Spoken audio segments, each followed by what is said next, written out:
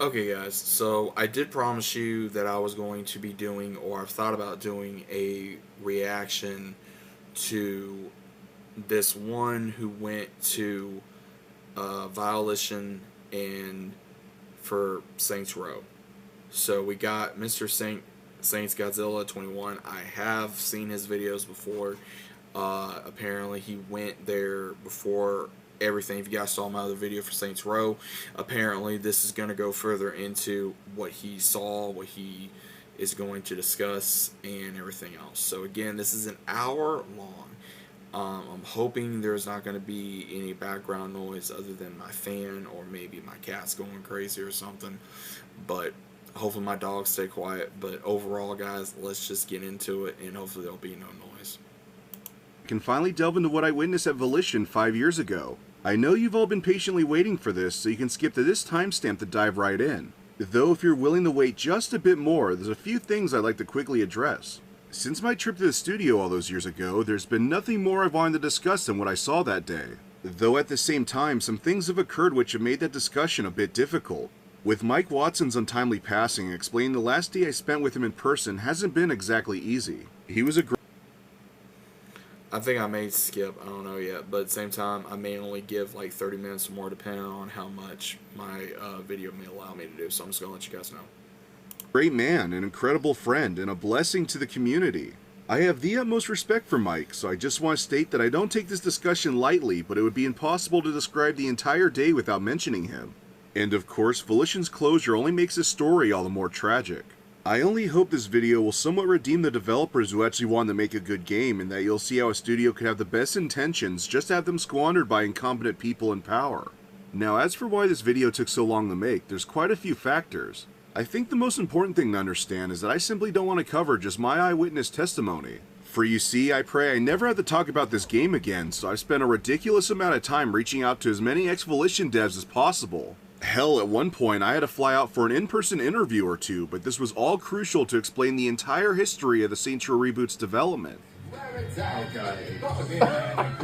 So I've structured this video to go through my day at the studio, but I'll be pausing at key moments to provide information I learned years after the fact. With all that out of the way, let me show you the Saints Row we never got. It's 2019, roughly 2 years after the commercial failure that's Volition's last title, Agents of Mayhem. The Saints Row community is in deep speculation over the studio's future and what their next project could possibly be.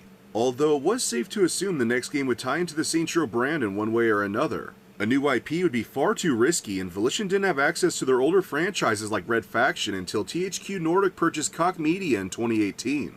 This is when I reached out to Volition's community developer Mike Watson to see if I could set up a time to visit the studio. See, every couple years I make my way out to Chicago for an event called G-Fest, an annual Godzilla convention. Since it's only a few hours drive from Volition's studio in Champaign, it's my only opportunity to go. Mike agreed to let me come down and even set a day aside just so he could show off their next project. This would be my second time visiting the company, the first being in 2016. That trip was more or less to get a full tour of their offices and to meet key people in every department. This time, however, Mike wanted to give me as much hands-on time with their new game as possible. A few months later, it's July 15th, 9 AM, the big day. I drove down from Chicago and met with Mike outside the studio. We catch up for a bit, but he didn't want to waste any time. So I'm quickly escorted upstairs through their lobby and into a meeting room. It's here Mike tells me to wait while he runs out to grab two surprise people. As I'm patiently waiting, the only thing in the room was a projector displaying a desktop screen. On the desktop was a Volition wallpaper and a single PDF file labeled Summoner 3. Now, if you're not aware, Summoner was a fantasy action role-playing series Volition developed 2 titles for in the early 2000s. This honestly threw me through a loop because absolutely no one could have predicted that Summoner of all games was something Volition would consider reviving. As I quietly panicked, Mike came back into the room with associate producer Kate Nelson. I've known Kate since 2015 when I had the opportunity to interview her, and we met in person during my first visit to the studio. She has always been very professional with a plethora of wild Volition stories, so it was nice to meet her again. However, the second person Mike brought in took me by complete surprise. The one and only Jim Boone. For a little context, Boone has been on and off with Volition for nearly 2 decades, primarily as a producer. From 2013 to 2015, he kind of became a notorious figure in the Saints Row community due to his prominence in their game's marketing. In the old Saints Core Discord server, he had a dedicated section for just fan art, so he kind of became a celebrity of sorts. So seeing him in person for the first time was quite shocking. As Kate and Boone took their seats around the table, Mike asked if I was curious about the Summoner 3 file on the screen. I admitted that it did catch my eye when suddenly everyone started laughing. As it turned out, this was just a prank that Mike set up. A pretty good one, I must admit, because in my mind, I saw the Saints Row franchise sinking like the Titanic. Yeah, no shit. Before I could even sigh a breath of relief, Mike opened the file and it loaded an animated title card that said, Saints Row Cinco. Now, there's a chance you may have heard about this from leaks, but yes, that was the original title of the game. The animation showed a highly detailed belt buckle littered with silver guns, girls, and gang members. The best way I could describe it is if you combine the main menu of Saints Row III Remastered with the marble statue from the credits of Avengers Age of Ultron. It was pretty badass, and I was told later that the animation was going to serve as the game's main menu, but for whatever reason, we got this instead. Fucking thing sucks! Anyway, Kate began explaining exactly what I was about to witness. This was an investor's presentation designed to show the studio's vision to their publisher and to potential unaffiliated parties who may also want to back the game. And oh, don't worry, I'll be diving into development costs for this game later. Mike clicked to the next panel, which showed a screenshot of a black truck on the edge of a valley overlooking a sunset. I will say, graphically, I was quite surprised by how well it looked. This is when Boone stepped in to explain exactly what the game is. Saints Row Cinco was meant to be a clean slate, no more wacky or over-the-top elements like demons or aliens. They wanted to go back and rebuild a foundation where gangs were your top priority and rising from the ground up was your main motive. At the same time, they didn't want to alienate their newer audience, so the 2080 rule was born. The tone of the game was going to be 80% Saints Row 2 and 20% Saints Row III. This meant the story would still be serious in nature, but it allowed for occasional absurd moments, though there wouldn't be anything extreme enough to take away from the experience. So far, I was fully vibing with the concept, but that's when Boone described the setting. Our game takes place in the desert city of Santo Ileso. A desert? Of all the locations to set a Saints Row game, a desert never even crossed my mind. I was feeling a bit skeptical at this point, and as if Mike sensed this, he assured me that I'd feel different once I get a better look at the city. The next few panels consisted of concept art of Santo Ileso. I learned about locations like Old Town, Rancho Providencia, and especially El Dorado. Having Las Vegas as its direct inspiration, I couldn't help but think of Las Venturas from San Andreas. Boone went on to explain that they didn't want Santo Ileso to just be a backdrop for gang warfare. They wanted the city to have its own rich history and the feeling that reflected the series as a whole. So they came up with the concept of the Weird West. Inspired by Austin and Portland and their motto of keeping their respective cities weird, KISS, Keep It Strange Santo, became a jumping off point to flood the world with unusual sights, sounds, and people. The next few panels reflected this with an array of concept art showing sculptures, Santo citizens, and murals. Seeing all this was a huge positive. A very common complaint for the later Saints Row games was the lack of detail the city Steelport had compared to Stillwater. It really seemed like the studio took the criticism to heart and wanted Santo Ileso to push the limit of what they accomplished in the past. Boone then... Yeah, I will say that a lot of people complained about how Steelport was not as thought out, I guess is the best word, like how, the other city was. Explained that the studio had spent the last 2 years rebuilding their Agents of Mayhem engine to run features Saints Row fans would expect, such as customization, co-op, and activities. By the time the engine was finished, it was roughly 80% rebuilt from the ground up. I'll have more to say about the engine once we get further along. Anyway, this is when things got real. Kate Nelson pulled out a wireless Xbox controller and Mike loaded up a program on the computer. Boone explained that what I was about to see is a vertical slice of the game. A vertical slice, for those who are unaware, is a fully functioning but small section of a video game made early in development to demonstrate how the full experience will come across. That's probably an oversimplification, but just know a vertical slice is vital for studios and their publisher to see what they're capable of achieving. As the game was loading, Boone went into detail of how this was their most sophisticated vertical slice to date. Instead of the art, narrative, and development teams working separately before merging their works like previous vertical slices, this time every team worked holistically to develop something that could be carried over into the full game. Now, I'm not a game developer, but something about Boone's explanation didn't sit well with me. Compared to their previous vertical slices, what was described seemed counterintuitive to what the studio's been refining over the last decade. In an odd way, it kinda just sounded like they bypassed the vertical slice phase and just started work on the full game. Before I could think about it further, the game finally loaded. It started on a black screen. All you can hear is shovels digging and two muffled voices in the distance. A lower third text appears saying Volition Presents as the scene opens to a cutscene of a van in the desert.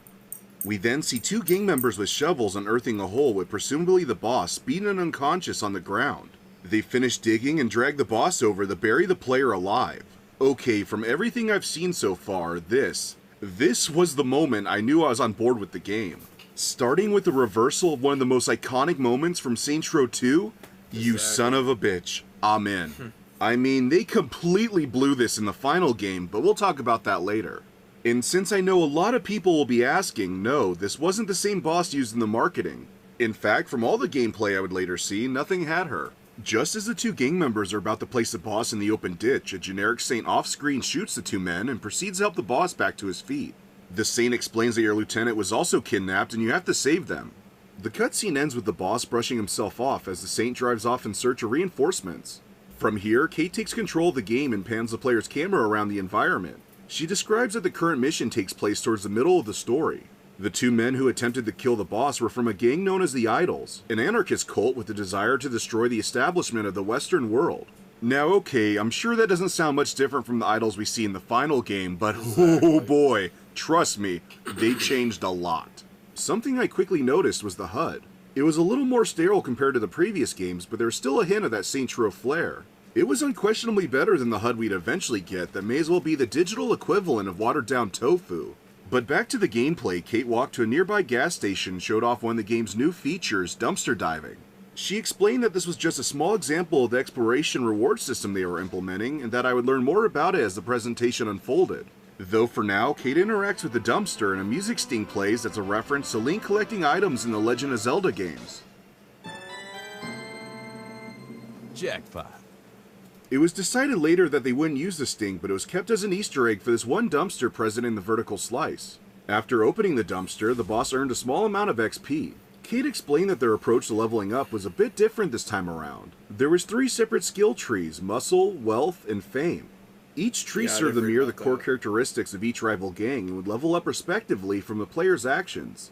XP earned from combat would go in the muscle. Stunts, challenges, and wearing stylish clothes would level up fame, and increasing your gang's income would progress the wealth branch. Hearing this gave me heavy Sleeping Dogs and Crackdown vibes, but I was quite intrigued. Every level would unlock a new perk, but I would get a better look at this later in the presentation. And with that, Kate said the boss needed to get cleaned up before pursuing the kidnappers, and walked over to an outdoor clothing kiosk. This was my first look at the game's customization, and I have to say, I was speechless. There's been a lot of debate on whether or not the reboot had the best customization in the series, but goddammit, it was almost undeniably the case. First, I was shown right away that both layered clothing and socks made a return. Considering that the last time these features were present in a Saints Row game was back in 2009, I was ecstatic to see them again. But that was just the beginning. There was the new RGB slider, of course, which was wild to see for the first time, but on top of that, style menus for clothes were back better than ever. You could choose a wide variety of fabric for your clothes. Leathers, cotton, furs, reptile skins. It was freaking impressive. I would learn much later that these options were removed due to memory limitations, and as a result, we were left with these. For the sake of the presentation, Kate was also able to customize her boss's physical appearance at the kiosk, and once again I was blown away. Instead of the sliders from previous entries, each facial option opened a grid with an adjustable point for more in-depth alterations. If you've ever seen APB Reloaded's player customization, it was just like that. Why didn't this make it into the full game? Well, again, memory became a big issue. You'll be hearing that a lot in this video, by the way, and it caused countless issues with facial animations. This is also why presets became so prominent. Kate finishes customizing her character by making the boss a blonde female. And since I know a lot of people will be wondering, yes, the player customization did have selectable genders at this point. Kate proceeds to search the gas station for a vehicle and shows off that the Bodukin from the 3rd has made a return. It's from this point the boss gets a phone call to check out the Snake Oil Saloon on the rim of town to get answers on the kidnapped lieutenant from an idol member named Billy. On the drive, Kate makes sure to show off the surroundings of the desert. Considering that the last 2 installments took place in the dreary Steelport, I was honestly impressed by the new environment. I still wasn't sold on the idea of the game taking place in a desert, but I was still surprised by the detail. I would learn years later that the creative director, Brian Trafficante, came from an environmental artist background and really pushed to make the world look as breathtaking as possible. Though some devs have argued that his attention on the art distracted him from other aspects of the game that needed more focus. It is a Saints Row game after all, and not a scenery simulator. The next events that occur in the presentation may seem familiar to those who have played the Kevin Rescue mission. This was in fact reworked to what's seen in the final game, but there's still some major differences. Kate briefly shows off the Welcome to Santo Ileso sign before walking into the saloon where a cutscene plays. It's the same cutscene seen in the full release, but instead of the boss saying, Where the fuck is Kevin? they instead say, where the fuck is Pierce? That's right, at this point in the game's development, the original Saints were in the reboot. I'll be delving more into that in a bit. You can believe that. Also, I should quickly mention that all the voice acting up to this point was temp audio. None of the voice actors for the boss were hired for the game yet. After the cutscene, the mission plays out quite similar to the final, where the boss slams an idol into a jukebox and an all-out brawl engulfs the bar. The melee combat, on the other hand, was fairly different. The best way to describe it is that it was a hodgepodge of the previous game's mechanics. It had the third's aimless swinging, but also had Saints Row 2's system, where 2 consecutive hits resulted in the third being a takedown. So I wasn't overly impressed by the melee, but it was certainly a step in the right direction. So why did it come out like crap in the final product? I'll explain that a bit later. Once Kate finished the brawl, another cutscene loaded, showing one of Billy's underlings running outside before panning to an idle specialist jumping down from atop a train cart. Unlike the specialist design Volition eventually settled on, the one here was unrecognizable. They were shirtless, wearing a Deadmau5-esque neon-lit dome for a helmet, and carrying an electric selfie stick sledgehammer. Yeah, not gonna lie, I was given Instant Decker and Watch Dogs default PTSD seeing this. I only prayed that the other 2 gangs held up that 2080 rule. Once the cutscene ended, more idol members arrived and a firefight broke out, showing the first real look at the gunplay. Kate immediately took one of the idols as a human shield. Yes, that feature was going to be in the game. I learned much later that Deep Silver felt it was too violent, so it was removed. So yeah, thanks Deep Silver. Thanks for removing one of the most iconic features in the series because you felt it was a little too graphic for an M-rated title. That's crazy. You clowns. The reason Kate took a human shield right away was to show off an early perk you unlock by leveling up the muscle skill tree. It was an ability to put a live grenade down an enemy's pants before throwing them. This did somewhat make it into the full game, just without the human shield element. Mike explained that these abilities could be toggled and were interchangeable as you unlocked them, so I thought that was pretty cool. Up to this point, I was thrilled with probably 90% of everything shown, but now I was about to see my biggest gripe. Each idol member Kate would shoot would enter this dazed stance with a large yellow icon over their head. As it was explained to me, the big idea for this game's combat was to feel like a total badass. Essentially, Volition wanted the player to feel like John Wick. So, you wouldn't be able to recover health like in previous games, but instead you would damage an enemy until they entered a stun animation, where you could then perform a takedown to receive a quarter of health. To me, this was utterly moronic. Of all the changes from the vertical slice to the final game, removing this mechanic had to be the best improvement. Now don't get me wrong, the reboot's combat is still abysmal for a caveat of reasons, but replacing the stun feature in favor of a takedown meter was a positive. Besides that, the gunplay seemed sound, enemies reacted well to damage, and didn't come across too bullet spongy. I think I was mostly thankful not to see the twirl reaction that was infuriating in the last 2 games. Agree with that. I wouldn't notice the real problems until getting hands-on later. After Kate cleared out the regular idols, she pointed her attention to the specialist. His attacks were simple enough, just a lot of ground slams with an electric pulse. She made quick work of him before running over to a porta-john where the idol's member from before was hiding. The screen transitions to a cutscene of the boss yelling at the idol member to get out, and when they refuse, the boss proceeds to hook the porta-potty up to a car with the tether.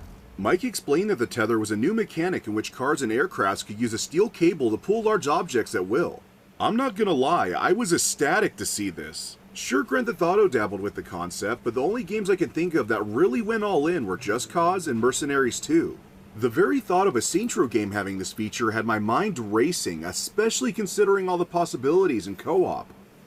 The next segment of the presentation plays out essentially to what's in the full game, with the boss interrogating the idol member by driving the porta-potty through the gang's encampment. Eventually, the idol member tells the boss that Billy's in a hot air balloon out in the desert. Hot air balloons, I hear you ask? Yeah, they were gonna be a big element of the open world, which sounded pretty cool. I tried to find out why they were removed, but sadly, I never got a solid answer.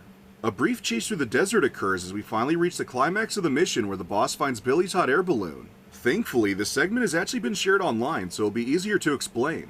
The boss uses a ramp to get airborne and deploys a wingsuit to reach Billy. I was fairly thrown off seeing the wingsuit for the first time. Actually, my first thought was that people would start calling Saints Row a Just Cause clone.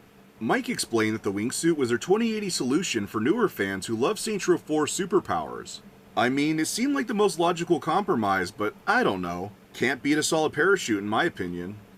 So, the boss glides a Billy's hot air balloon and a complex QuickTime event commences. Volition initially planned to have a considerable amount of QTEs in the game, but apparently it got so ridiculous at one point that they toned it down to just 5 in the release game. Anyway, the boss struggles with Billy during the QTE, ending with the hot air balloon on the verge of combusting just as the player escapes Billy's grasp. The screen fades to white and the mission essentially ends. It's explained to me that the full mission would have a section where Pierce is rescued, but for the sake of the presentation, it jumps ahead to the boss in a truck and a rescued Pierce outside the New Saints Church. As for Pierce's design, I unfortunately didn't get the best look since he was standing a distance away from the boss, though it appeared to be an updated look of his design from the third.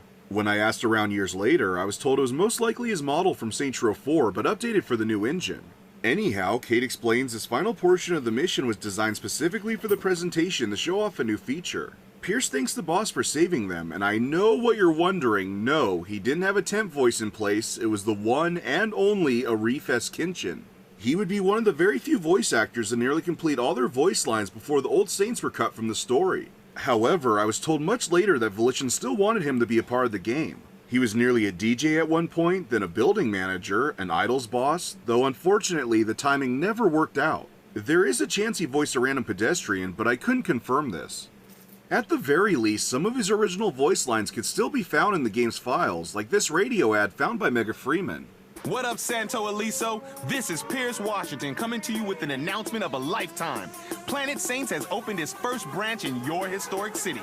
So show us some high-key love and come get your wardrobe turned with us. We've got the threads that'll give you that snatch look you've been dreaming of. Hashtag Saints Love, hashtag Hot AF, hashtag Workin' Hunty, hashtag Yes Bitch, hashtag FOMO, hashtag Saints Row Bitches. Anyway, Pierce thanks the boss, then explains it's time to take real control of the city. He requests... See, it would make more sense if the last Saints Row game happened, like, in an alternate universe or something. Like, maybe the fourth one was a movie, and then the last one where it was just one's like, oh man, we want to be the Saints.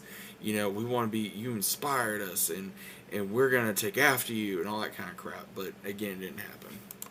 For the player to pull out their phone to access an app. This was the first appearance of the phone's UI, and I have to say, it was a stark difference compared to what's in the final. It had an unmistakable resemblance to the phone in Watch Dogs 2 to the point that I seriously considered they copied it. There were also additional apps that took up enough space to fill 2 screen pages. I asked about these later and learned most were temp icons for cut features like a selfie mode.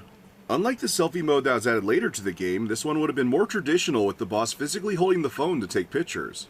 There was another app that was a store page, but I'll get back to that one. Though the one difference in the phone's UI that still pisses me off is the fact the screen displayed the time of day. This isn't in the final game. I mean, it made sense to remove it from the third since the time of day was set, but now you have a damn day and night cycle. Don't you think that's an important detail for the player to see? It was right there! And don't tell me it would have muddled up the UI or some bullshit. If you look at the model of the phone in the open world, it has the fucking time! Look at it! What the fuck? Okay, sorry, I just had to get that out of my system. So Kate pulls out the player's phone and opens an app to a new gameplay mechanic known as Criminal Ventures. In the final game, we know the Criminal Ventures more or less became a replacement for activities, but originally they're going to be something far more ambitious. As Mike explained it, the Ventures served as a customization option for the city itself. For every district taken from a rival gang, you could place a business in the newly acquired territory that would offer unique missions and income. However, these businesses would range from over-the-top to more grounded illegal endeavors, giving the player full control of the tone of their own gameplay experience. After hearing this, I thought it was simply genius. It would appease both old and new school fans by allowing them to mold the game based off what they love from the series. I would eventually see all the criminal ventures they had planned, but the first 2 examples I was given was the Brighter Future Waste Disposal and Planet Saints. Unlike the Brighter Future we got in the final game where you would collect waste trucks and take them to the disposal plant, here you would take the trucks from the facility and dump the radioactive material in various locations around the map. Occasionally, police and environmentalists would attempt to stop you, upping the risk of the barrels being damaged. Why was this changed to a grueling drive through the entire city without any obstacles? I have no idea. As for Planet Saints, the venture was formerly going to serve as both a store and the Saints Tower. The idea was that you could place multiple Planet Saints around the map to resupply your weapons, take an aircraft, or wingsuit from the top. Kate also emphasized that each criminal venture offered unique rewards. Planet Saints was going to be a security style for the gang. Though an element of the ventures that really intrigued me was that each business would have a direct effect on the district it was placed in. The waste plant, for example, pedestrians that spawned around it would be mutants. I'm talking extra limbs, grotesque blemishes, and enlarged features. The inspiration came from the riffs in Saints Row 4. I thought the idea was hilarious, so you can imagine my surprise when in the full release, we got this. Must destroy mankind. I mean, I swear, dude, Lunchtime. they did not. There do is well a for reason this this was game. heavily downgraded, but it has to do with one last feature that would have tied into the criminal ventures, simply known as proclamations. Originally a cut concept from Agents of Mayhem, proclamations allowed the player to declare a new law in any Saints-controlled district. These would have ranged from allowing pedestrians to streak freely, wearing furry costumes, to pimps and hoes roaming a district unopposed. Though my personal favorite was going to be Wild West standoffs. If you angered a pedestrian, they could challenge you to a pistol duel. This would play out with a QuickTime event where you had to shoot the pedestrian first or die instantly. One other proclamation I was told about, which nearly became its own feature, would have allowed you to record your voice with a microphone for pedestrians to repeat in a friend's game. You could have created an entire library ranging from generic civilian lines to reactions being attacked. As absurd as it already sounds, I can't even begin to imagine how abused this system would have been. Do you think there's Aisha Rule 34? This was one of the few proclamations that was fully finished too, but Deep Silver cut it to undoubtedly avoid all the controversy that would have come from it. But okay, you might be wondering what this has to do with the criminal ventures. Well, it was going to be a hybrid system. Since each venture had an effect on the district, it in turn directly altered the proclamation. Say the Wayside example where NPCs turned into mutants. With the proclamations, imagine mutant hoes, furries, or streakers. And bear in mind, this wasn't just an optional feature, it would have provided hundreds of possibilities for the player to experiment with. Unfortunately, I learned years later that only 5 proclamations were ever fully finished before the entire concept was scrapped due to the scale of the feature. As for the criminal ventures, I'll provide more details on that soon enough. Back to the presentation, Pierce gives a rundown on how the criminal ventures work and the mission at last ends. This wasn't the end of the gameplay portion, however. The player is then loaded into the Saints HQ.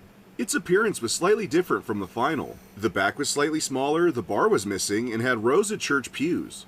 I was told that during this portion of the story, the HQ was yet to be remodeled. Like Purgatory and Saints Row 2, the HQ would evolve with each takedown of a rival gang. However, there was one significant difference, as I would soon see. First though, Kate walks over to a player customization icon in the corner. This is when Boone tells me they decided to remove plastic surgeons from the game in favor of all player customization being done at the HQ. I'll admit, it hurt to hear such an iconic staple of the series not making a return. Hell, they originally intended to bring barbershops back from Saints Row 1. To some degree, I understood making this change for player convenience, but on the other hand, you lose all the fun of roaming the city that make your ideal character.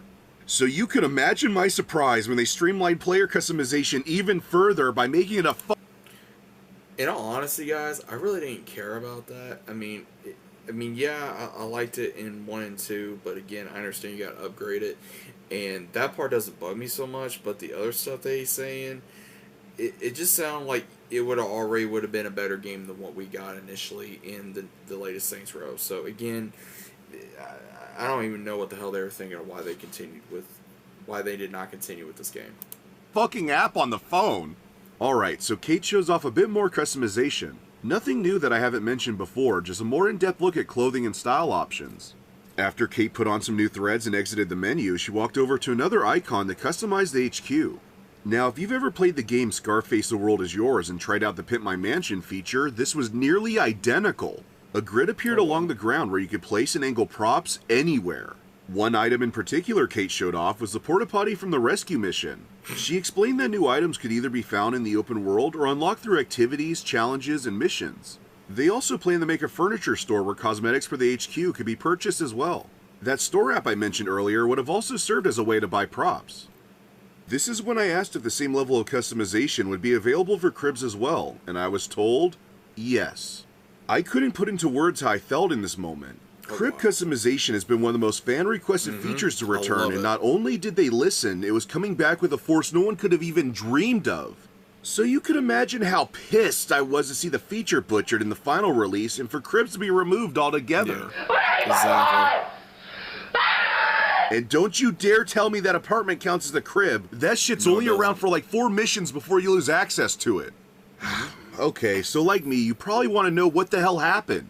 Well, there's quite a few factors, but it mostly came down to get your shot glass ready, memory limitations, and difficulty with the engine. Anyway, Kate places a couple items around the HQ and says it's time to check out the city. Before that though, she walks over to the porta potty she placed and you can hear the idol member from the mission crying inside. Open up and I swear I'll leave you alone. To pick up the pace of the presentation, Kate used a console command to warp from the HQ to the entertainment street in the Old Town district. At this point in development, Old Town was the only district that was presentable. If I remember correctly, it was between 80 to 90% finished. Once Kate spawned in, she casually walked around to show off the environment and the pet density. I will say, it was clear this was the most lively city Volition has made since Saints Row 2 Stillwater. Pedestrians were playing music, dancing, drinking, purchasing food. You really got a sense that this was a living and breathing world. There was even a mariachi band playing. This is when Mike told me he was working on getting a mariachi version of Aha's Take On Me in the game since it was his favorite song from Saints Row 2. Sadly, with how long music rights take to acquire, it never happened. After a quick stroll, Kate did something that genuinely made me gasp. She walked over to a taco truck and ordered a spicy burrito. I thought to myself, at long last, after years of fan cries, we finally have consumables back. But then something else happened. Eating the burrito triggered a hidden diversion and the text Human Torch appeared on the screen. Okay, so Human Torch was a concept for an activity that was conceived during Saints Row 2's development. The player would catch on fire and your objective was to burn as many pedestrians as possible under a time limit. However, its gameplay wasn't exactly thrilling enough to be its own activity, so it eventually evolved into the trailblazing we know today. So to bring back Human Torch as a hidden diversion, that was such an insane deep cut that this was truly the moment I felt Saints Row was back. As Kate showed off Human Torch, Mike explained that Volition knew players enjoyed being rewarded for going off the beaten path when exploring the map. It's a big reason why Saints Row 2 got so much praise for their elaborate Easter eggs in the iconic Hidden Julius mission. So, as part of the previously mentioned reward system for exploration, they intended to hide diversions, Easter eggs, and cosmetics in every nook and cranny of the map. I was beyond thrilled to hear this. For the first time in nearly a decade, it felt like the studio was truly listening to the fans. After a minute or so, Kate completes the diversion and makes her way over to an old military fort. Mike then explains that the studio has spent the last few years creating centuries worth of lore for Santo Ileso, and the example here is Fort Colon. Kate walks over to a historic marker that plays a narrated description of the fort's history and the general who operated there. It's explained to me that these markers tie directly into their philosophy for rewarding exploration. By carefully listening to each marker at these historic sites, the player can use that newly obtained knowledge to find hidden goods. As Kate walks to each marker, they tell a story of the general finding gold and hiding it prior to dying in battle. However, there's one clue that describes exposed bricks on the fortress that may have been caused by the attack. Kate proceeds to walk over to the wall of the exposed brick and fires a rocket at it, revealing the hidden gold within. The gold is then unlocked as a new HQ cosmetic. Honestly, I thought this was amazing. The fact players would have only stumbled upon these rewards by freely roaming with no incentive would have vastly increased the game's replayability and strengthened the world's charm. It almost seemed too good to be true, which would eventually be the case. It was told to me sometime after the game's launch that publishers hate when development time is spent on features a majority of players would never see. So, these historic sites were turned into the hidden history side objective you see in the final game, completely killing its allure and turning the whole concept into a tedious scavenger hunt. Hell, not even listening to the markers would lead to hidden treasures anymore. The gold from Fort Colon? Yeah, that just became an Easter egg unrelated to the location's history. On a side note, the narrator for the markers was only temp at this time, and Mike was curious if I'd be willing to lend my voice for all the historic sites. I immediately agreed and hopped into their audio booth right then and there. I'm kidding, by the way. But there's a lot of people who believe I really am the narrator. Even before the game's release, an insider told Flippy that it was me, so I don't know if my mannerisms were an inspiration or what, but I just want to set the record straight that I am not the narrator. I'm not. Stop it. Did you know? Anyway, with all that, the gameplay showcase was finally over. Though there was one final goodie to top off the presentation, which was a minute-long internal trailer. It mostly consisted of combat and car chases, but it did show a mission that would have taken place around the beginning of Act 2. This would have been a wingsuit race that took place over a Hoover-inspired dam. In the footage, the player bounced off the top of hot air balloons to gain altitude and flew through burning rings for a speed boost. It really gave off skyblazing vibes from Saints Row III's Murder Brawl DLC, except the pace was much faster. By the way, the mission was fully finished and playable, but a higher-up decided to cut it for some godforsaken reason, and the dam was significantly downgraded.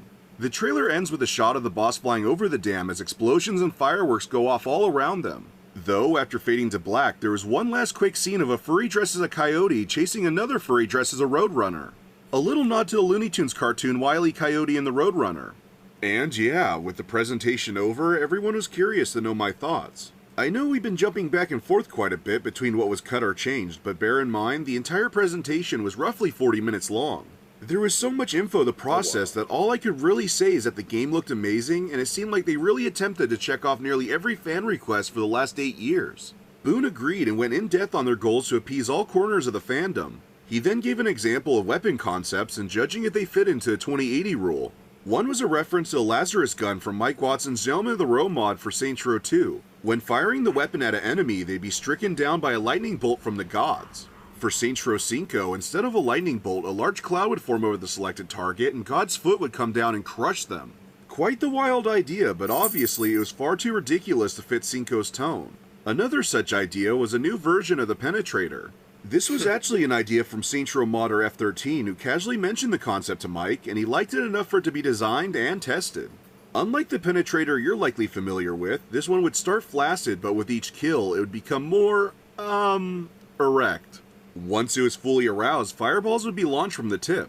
Another humorous idea, but again, it was just too much. One final example that almost made it into the game but was deemed too graphic was a portable wood chipper. The weapon would suck up nearby NPCs and launch their shredded flesh out the back. Frankly, I love this concept and suggested they reconsider cutting it. Before I could be asked anything else, I happened to mention that I was surprised to see Arif doing voice work so early for something like the vertical slice. There was a brief pause where everyone looked at each other, then I was told it was a recent decision to cut the old Saints from the game in favor of a new cast. So Saints Row 5 was gonna be a full reboot. Honestly, I didn't know what to feel hearing this. On one hand, the old Saints story was told. Sure, the story fell off a goddamn ledge, but it was told nonetheless. I've personally never been on board with reboots where it's simply the same cast with just a slightly altered story. Though if this game was say a retcon of a previous title, absolutely keep that in mind by the way, then there'd be no question to keep the old crew. On the other hand, would the game really be Saints Row without the likes of Shandy, Gat, and Pierce? Well, it turns out, yes. Yes, it wouldn't be Saints Row at all. If I had known that these were the characters that were going to replace the old cast, I would have jumped over that table and throttled Boone till I was dragged out of the studio, kicking and screaming. At the time, though, there was one aspect that had me especially conflicted about losing the old cast, but to explain that, we need to jump back a year. Just to be clear for a second, Mike Watson was someone who took the studio's secrecy with the utmost importance. He would never tell a soul outside Volition his work if it meant the slightest chance the company could be compromised. Even after my visit and being under an NDA, Mike refused to discuss the game in any real detail in case my account was hacked and our DMs leaked. So just know that Mike took the most care of anyone I know not to share any sensitive information. Well, that is except one time. In May of 2018, Mike got assigned to something big. Something so big that he couldn't help but tell me, "Keep this on the down low, but I'm designing a mission for our new game." I'm the perfect guy to do it, considering it's something that desperately needs to be resolved. Even though he kept things fairly vague, anyone who knew Mike knew exactly what he was talking about. Dex. Dex has been one of the biggest unresolved plot lines in the entire series, and Mike wanted more than anything to finally conclude it. He first tried back in 2014 during Gat Out of Hell's development after convincing Steve Jarris that the character needed a resolution. However, he was mortified to see Dex treated as nothing more than a lazily put together Hitman diversion. So this was finally his moment to give the fans the real closure they always wanted. Mike confirmed all this with me later that day, but I'll get more into the story later. Getting back on track, Kate and Boone had a lot more questions for me, but Mike suggested we go out to lunch first, so I had some time to digest everything I've seen so far.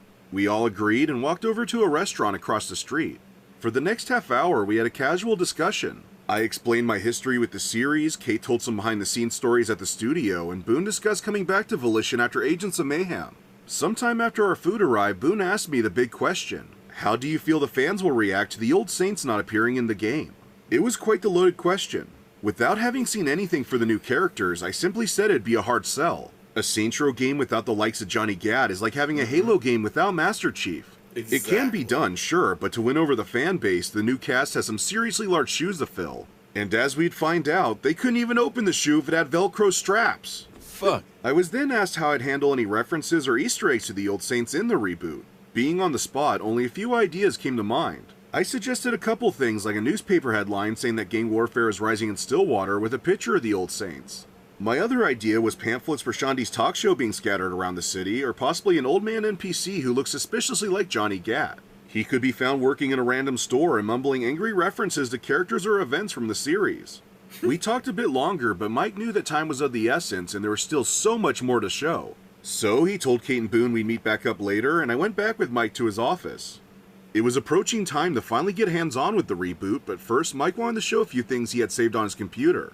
He started with a huge collection of concept art for the game. First was art for Santo Ileso and the planned districts around the city. Mike made sure to emphasize that Volition was well aware of the criticisms for Steelport's lifeless industrial design, and they're focusing on creating a thriving world closer to Stillwater. And I can say that's one of the few things they got absolutely right. If it wasn't for the lack of interiors, Santo Ileso would be a contender for the best map in the series.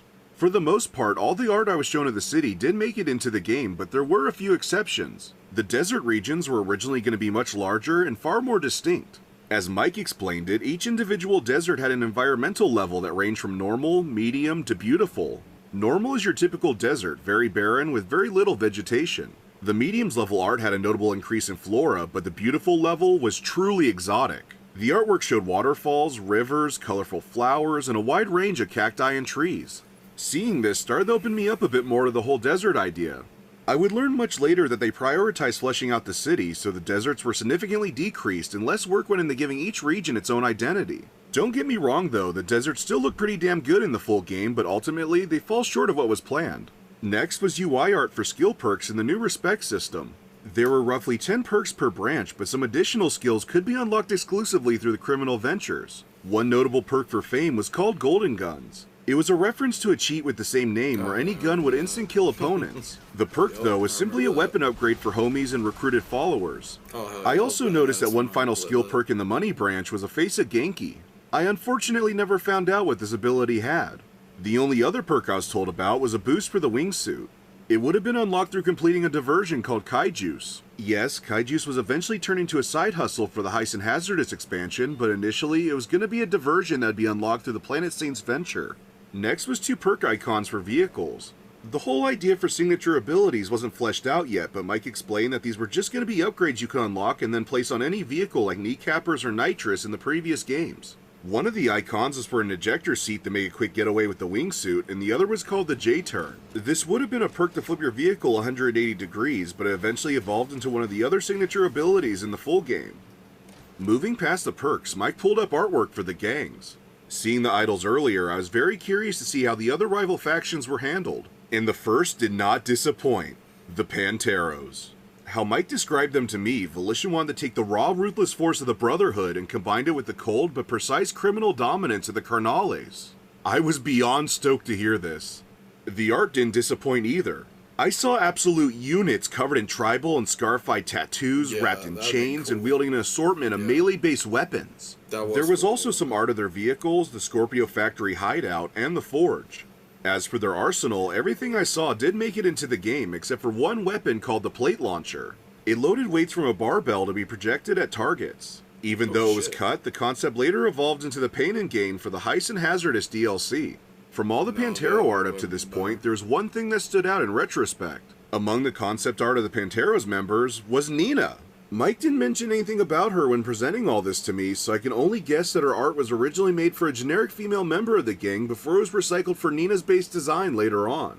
I attempted to get confirmation on this, but no one with insight on the matter was able to tell me. Anyway, Mike then showed artwork of the Panteros leader, Sergio. He looked fairly similar to what's in the full game, but there were some alternate outfits like a couple business suits and one where his shirt was white instead of black. Alongside Sergio, there was also art for his right-hand lieutenant. I cannot for the life of me remember his name, but I learned much later that his character didn't make it far before being cut. Mike explained that he is Sergio's brother. As for his appearance, he was slightly heavier than Sergio and wore a white blazer with a black shirt. Next up was art for the idols. This is when I got a much better understanding for what the gang was all about. Essentially, the idols were a fraternity turned cult controlled by 2 siblings with a philosophy they are reborn Egyptian pharaohs. A sister named Lonnie and a brother named Donnie. Okay, hold up, this wasn't gonna be our Donnie. The idea was considered early on, but they ultimately decided to make him a whole new character but kept the same name with a different spelling. There was one large aspect for both characters that I was told, and it was going to be heavily implied that the two were in an incestual relationship. Yeah. From what I was told a lot later, it was a single writer who pushed for this crucial aspect of the siblings before they are abruptly blacklisted from the industry for things that I cannot and will not discuss here.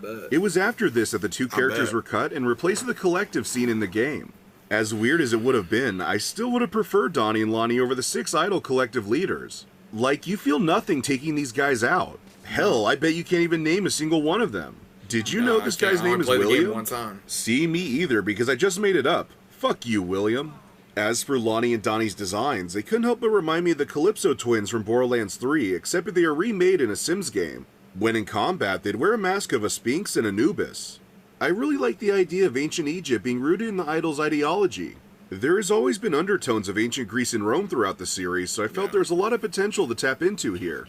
Moving right along, the next collection of art was for the Saints. I didn't see anything for the old or new cast, just simply designs for the standard crew.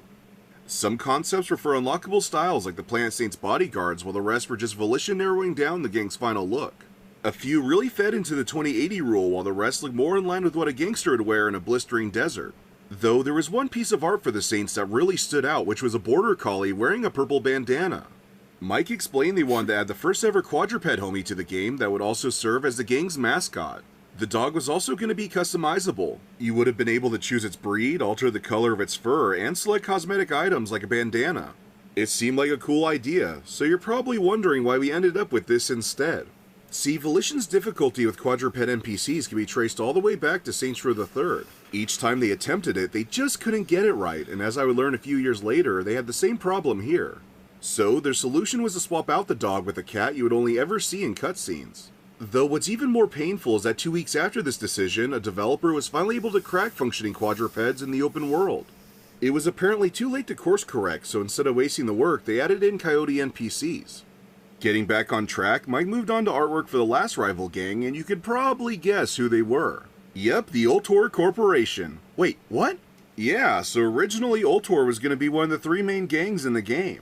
Though it was decided at some point that a faction the players already fought in the past wouldn't be as interesting. So Ultor was changed to Misako Multinational. Unlike the Misako units we're accustomed to, they had more of a private security look. Honestly, it reminded me of the Agency, an unused gang concept for Saints Row III. Oh, wow. The color orange was dropped in favor of green, so the gang would fit into the whole muscle, wealth, and fame idea. Misako Multinational would get far enough along in development that you can actually find some models for them in the game's files. Though it was eventually decided the concept wasn't working.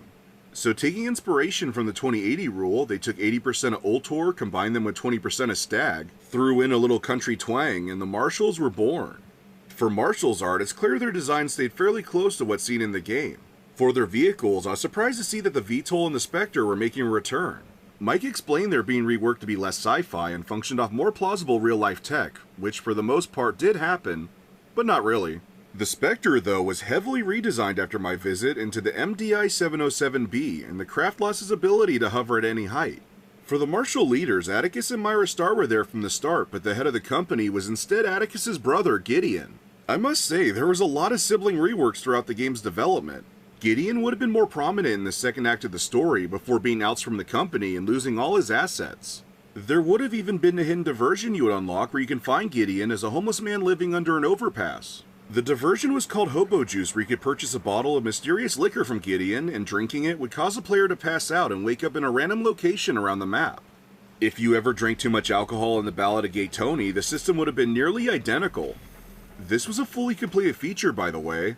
Even after Gideon was cut, the original plan was to replace him with Atticus if you chose the option to fire him. But of course, this became one of numerous cut features due to poor management from incompetent higher-ups. Anyway, I should also mention that Gwen had some concept art too, but her character went through a lot of variations during development. This was mostly due to the story constantly evolving, but for a while she was actually going to join the Saints near the end of the game. That probably sounds absurd, but it'll make more sense once I delve into the story. Alright, after seeing the gangs, it was time to see art for one of the new Saints. See, even though a new main cast was a recent idea, there was one character that was planned from nearly the very beginning, Nuwali. As Mike explained them to me, Nuwali was essentially going to be GAT 2.0. A stoic badass who would have earned the trust of the Saints early on in the story and assisted them in conquering the city. You would have formed a strong camaraderie with Nawali, making it all the more tragic when he betrays you. There wasn't any of this, "Oh, I don't have any friends, so I'm gonna take yours" bullshit. He wanted to take over the Saints by killing you and your lieutenants. Some of the best plot points in the series came from betrayal, so I was completely on board with this. Of all the characters, Nawali probably went through the most radical alterations. His earlier designs made him come across as a serial killer. Jesus Christ. This was heavily toned down to make him becoming an ally of the Saints more believable. I should also mention that Nawali didn't have his own faction at this time. I was told later that this concept didn't stick around long, but during my visit, he was actually a lieutenant for the Panteros. I promise that'll make sense in a few minutes. So okay, after seeing all the concept art, Mike pulled up an outline for every mission in the game. This is when I was told the entire story for Saints Row 5. But first, we need to jump back to 2017 when the game entered full production. Having seen how over the top the series had become, Volition knew it was time to pull things back. So, the writers decided to retcon Saints Row 4 entirely and softly retcon the third so Johnny Gat was still alive. The inciting incident was never fully settled on, but for whatever reason, the boss, Shandy, Gat, and Pierce would leave Steelport and start a war with the rival factions of Santo Ileso. The gangs hadn't yet been fully realized during this phase of development, but the archetypes for the Marshals, Panteros, and Idols were there. Throughout the story, certain moments would mirror what's seen in the full game, but there was some major differences. At one point, the Saints would purchase a nuke off the black market just for one of the rival factions to steal it. Plus, as a first in the series, the Saints would make a brief alliance with the Idols to finish off the Panteros. The train heist scene in the full game was actually reworked from the script, where Sergio was stealing Marshal goods as the Saints and Idols ambushed and killed him. After nearly a year of fleshing things out, in May of 2018, Mike would be given the task to direct his own mission where the player would finally be able to kill Dex. The level wasn't going to be critical to the main plot, it would have been hidden just like Revelation in Saints Row 2. Everything up to this point was moving fairly smoothly, but things would quickly change. Now, I just quickly want to say that I've given Deep Silver a lot of flack over the years, and I'd say 90% of it was completely justified. I mean, just look what they attempted to do with Time Splitters. You stupid cocksuckers. But I have to say, I was wrong about them being the main villain in the fall of Saints Row. 3 months prior to Mike being assigned to the Dex mission, THQ Nordic had purchased Deep Silver and gained full say over the publisher and its subsidiaries. After some time, they looked at the story for the game and flat out rejected it. Volition, understandably taken aback by this, had no choice but to take THQ's notes and rework the story. In the second script, the old Saints were still front and center, Santo Ileso was still the setting, and Dex still had a planned mission. Though there was one big change, and that was the introduction of the boss's mother. Okay, bear with me here, because things get a whole lot weirder. The mom would have been a customizable character with a short list of presets, and her plot revolved around marrying a new husband, John Bland. John was a real estate agent turned mayor, and he would have been voiced by the late Bob Saget. Oh, Bob Saget! His character would have been a blend of Richard Hughes and Dane Vogel, a corrupt politician secretly working with the factions of the city. Throughout the story, there'd be moments where the boss interacted with Bland, and they'd play up the whole son-hating stepdad trope. You keep your liver-spotted hands off my beautiful mother. She's a saint. In the game's climax, the Saints would crash a massive parade being held in Bland's honor. The boss would find him on one of the floats, but this wasn't any ordinary float. On top was a massive mechanical gorilla that would have served as the game's final boss. I'll just let that image set in. This all came from 8 revisions of the original story. I was even told in one of the earlier drafts that the boss would have killed Bland in a retirement home on his birthday. Was that me or was that you? I'm kind of getting the vibe that one of the writers had some serious family issues. There was even talks of having Bob Saget play himself instead of John Bland, but that idea maybe lasted a total of 2 afternoon meetings. Funny enough, John Bland is in the full game, but his character is so forgettable you may not have realized it. He's the realtor you threatened to get the church and the lots for the criminal ventures. Look, there he goes! Oh, yeah, I remember that. Yeah. So yeah, things got a little odd, but overall the essence of Saints Row was still present. The second draft was submitted to THQ Nordic, and they rejected it once again. Jeez. Panicked at this point, Jim Boone believed the only way to convince Nordic to approve the story was to hire someone who's previously written the older games in the series. So a decision was made. A decision to bring back Steve Jarris. Yep, that's right. The man responsible for all the previous Saints Row titles was back at the helm.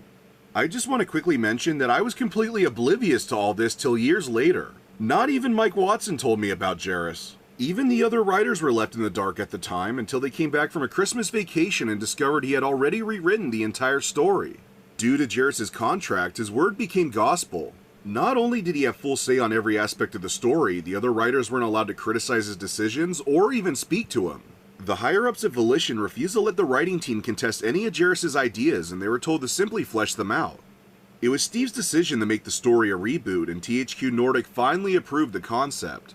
From there, the script molded into what I saw during my visit. This is the story as it was written in late 2019. Instead of the cold opening of the boss being buried alive and sparking a whole whodunit mystery, the game began with the Marshal's recruitment video. It then pulls back to reveal the player as a Marshal soldier riding in a helicopter, preparing to bust a Pantero's drug deal in the desert. Following the previous game's jump-in approach, the player would have been completely covered head to toe in armor to be customized later. Gwen deploys you and her team mid-air, immediately introducing the player to the wingsuit mechanic. The team eventually squads up with ground troops and they take on the Panteros. Both Sergio and his lieutenant Nuwali are overseeing the deal, but Sergio allows Nuwali to be captured in order to escape. You stop Nuwali and the scene transitions to the player in a locker room where you're then able to customize your character. Instead of all the performance bonus bullshit, the player simply drives off to their apartment. Prior to the new cast, the player's roommates were Johnny, Aisha, Pierce, and Shandi. I never got clarification on which gangs they were all affiliated with prior to forming the Saints, but I know Gat was with the Idols and Aisha was a DJ. The student loans aspect wasn't yet present, so the story jumped immediately to the Mad Max-inspired chase in the desert instead of the Loan Shark mission. The Pantero's convoy is stopped, and the Hummingbird Codex, oh boy, that damn codex, is found among all the drug paraphernalia. The player is then ordered by Atticus to run protection for the Codex at the History Museum, where it's later stolen by the Idols. Atticus fires you, and after a montage of moping around the apartment, the player gets everyone together as they decide to form the Saints. They find and claim the church as their own before the boss performs public stunts to get the attention of possible recruits. A similar beat does occur in the full game where the boss participates in Doc Ketchum's murder circus, but that wasn't the case originally. The boss would have instead performed in a Mario-inspired go-kart race through the city for the publicity and to win the deeds to the criminal venture lots.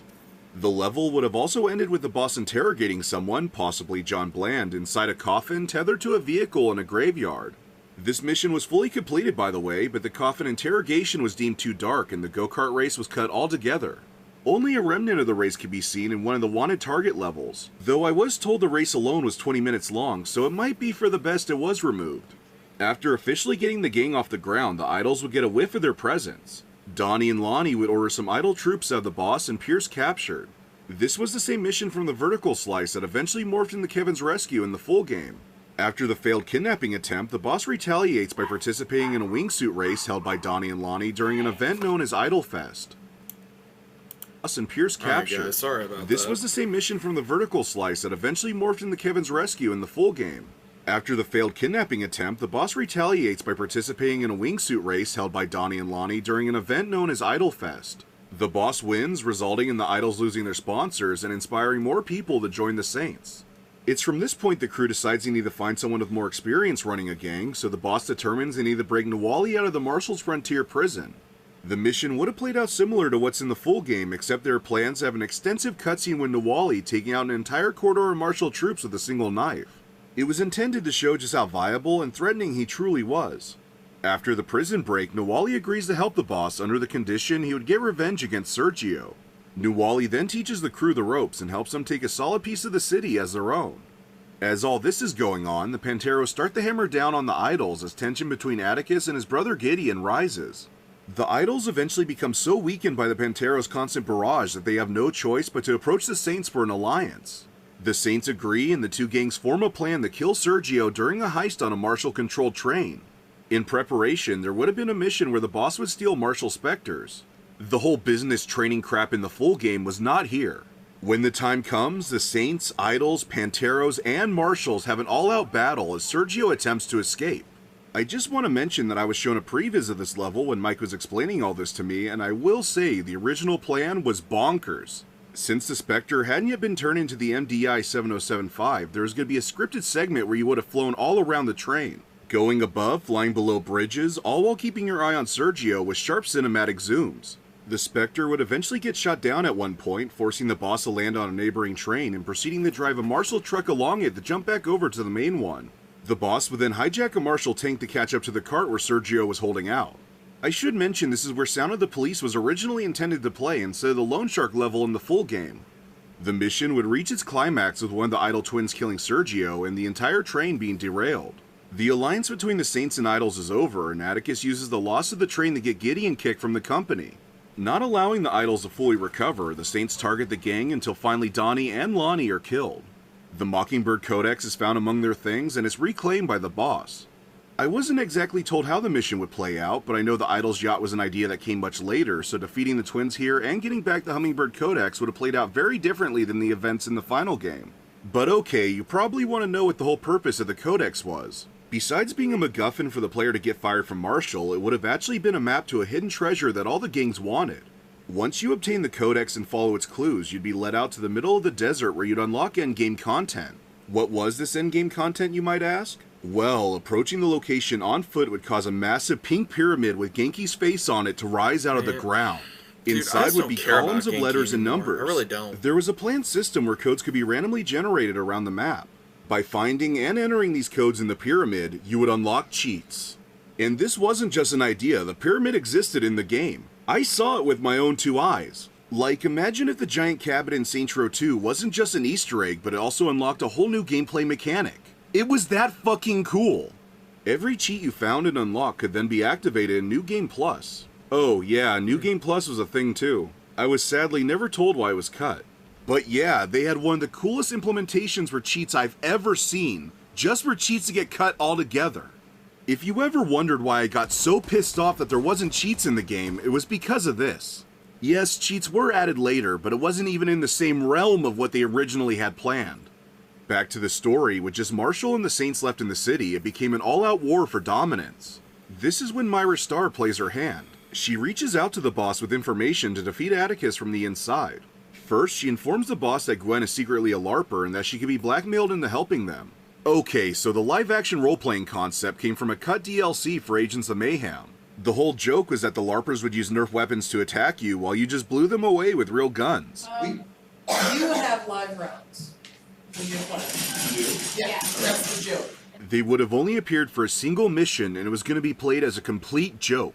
Though I was told a lot later that a lot of people from Volition are actually fans of LARPing and they felt this game could be their chance to popularize it. Well, that didn't fucking happen. So we got 4 godforsaken LARPing levels instead of this. That would have been a lot better.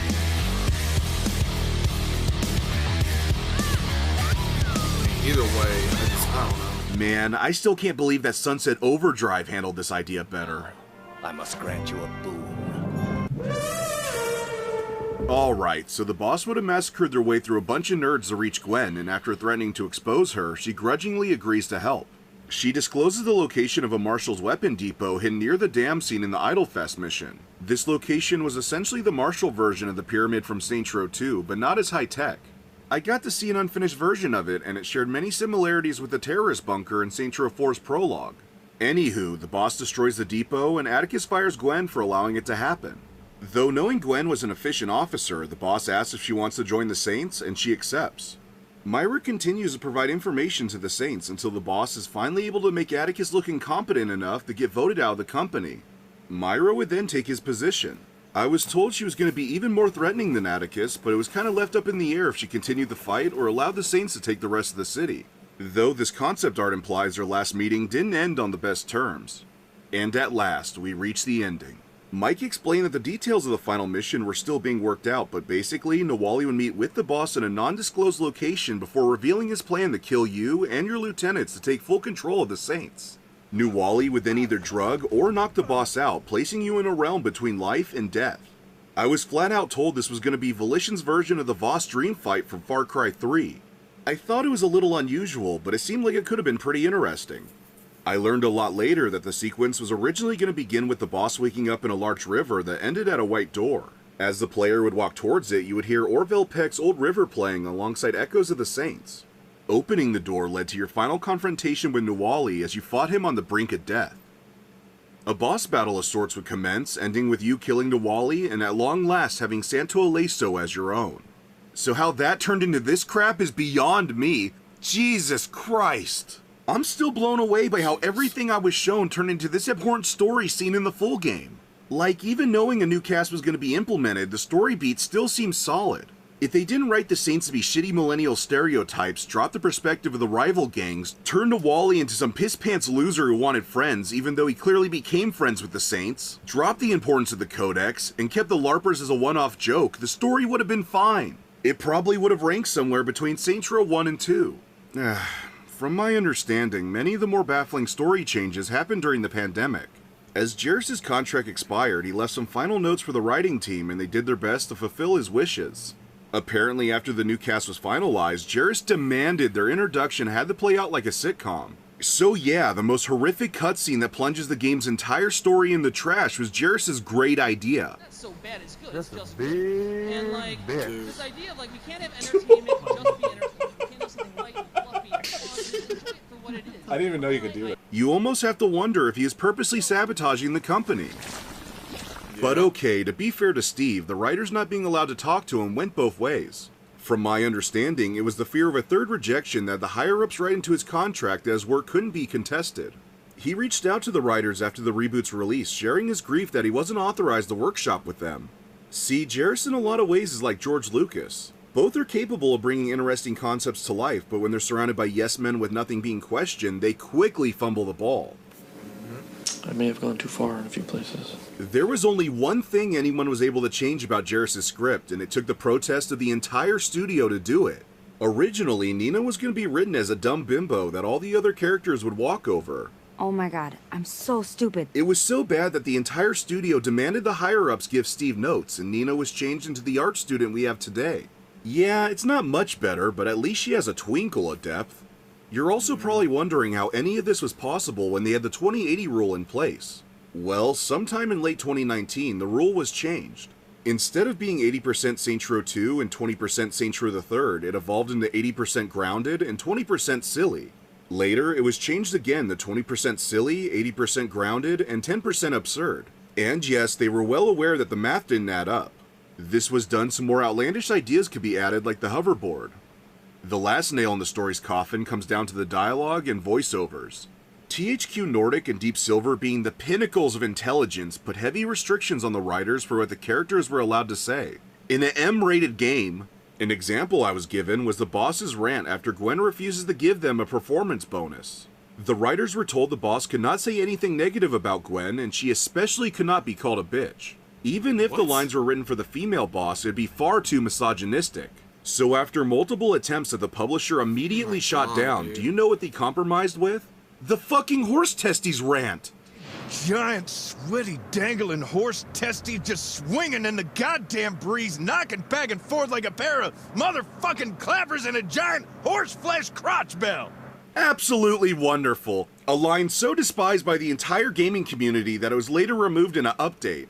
Thanks, THQ. Thank you, Deep Silver. My whole life would have been shattered if I heard a woman in a mature-rated Saints Row game being called a no-no word. Bitch. That bitch, you bitch. Bitch, I'm gonna skull fuck that bitch. Bitch. Fine, bitches, you fucking bitch. Bitch is dead. Kill this bitch. Yeah. I used to dig this bitch.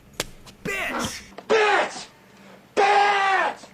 Ah! Oh, and for that putrid ending with Love Shack, the writers hated it. Stupid. The idea came very late into development. In fact, if you play the game without the day one patch, it isn't even there. A producer simply felt they needed an ending like Saints Row 4 and tied it into the reoccurring karaoke jokes in the story.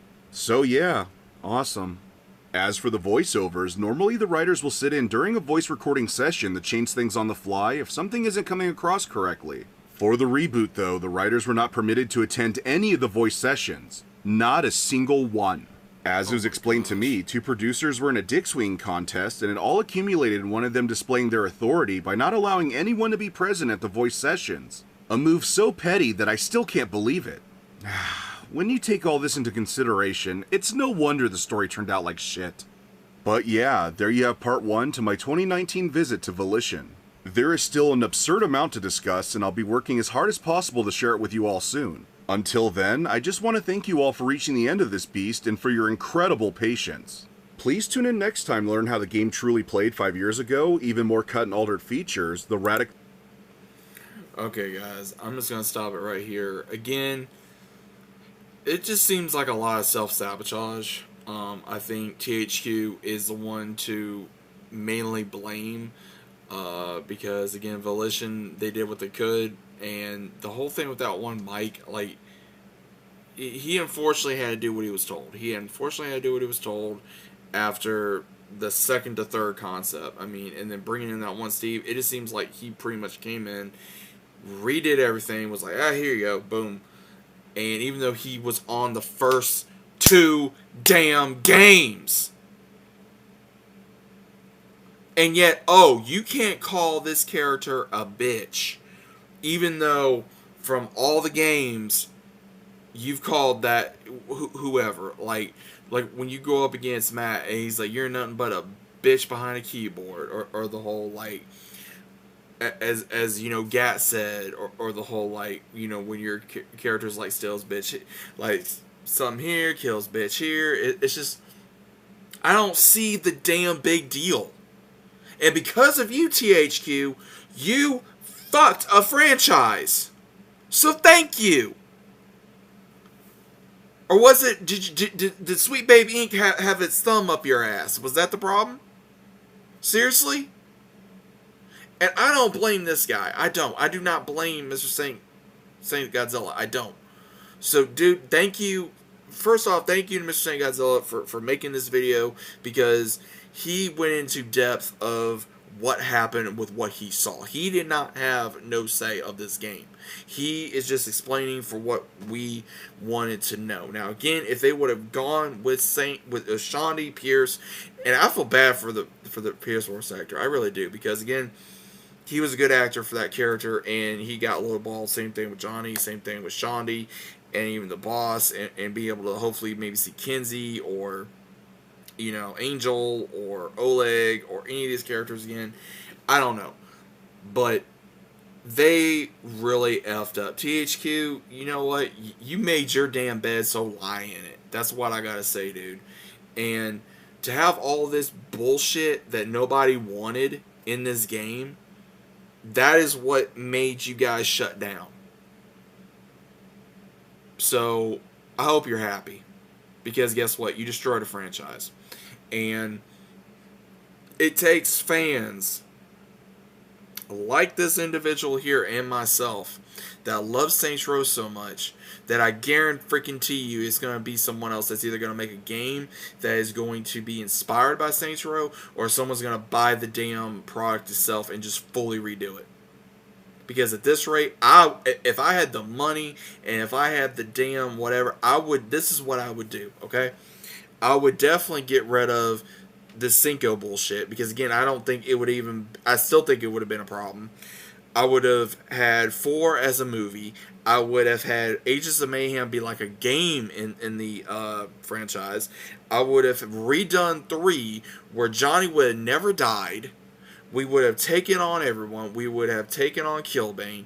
We would have still done the same thing with the Deckers, and we still would have taken out Loren the same way as well.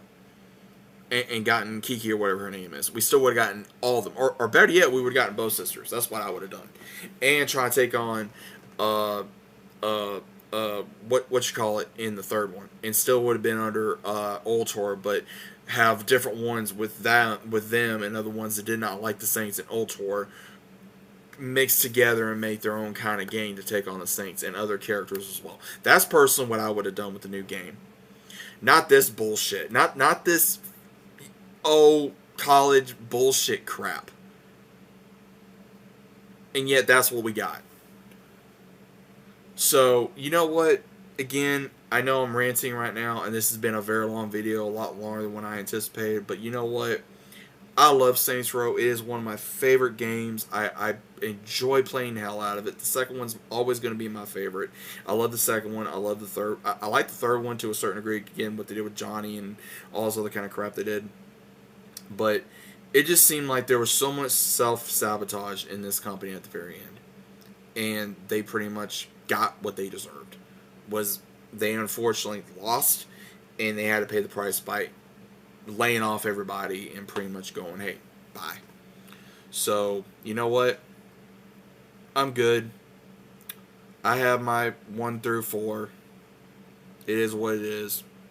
and I got this crap if I want to mess up, you know, games. So I don't know, but clearly these guys did not understand Saints Row and what the hell it meant to us fans.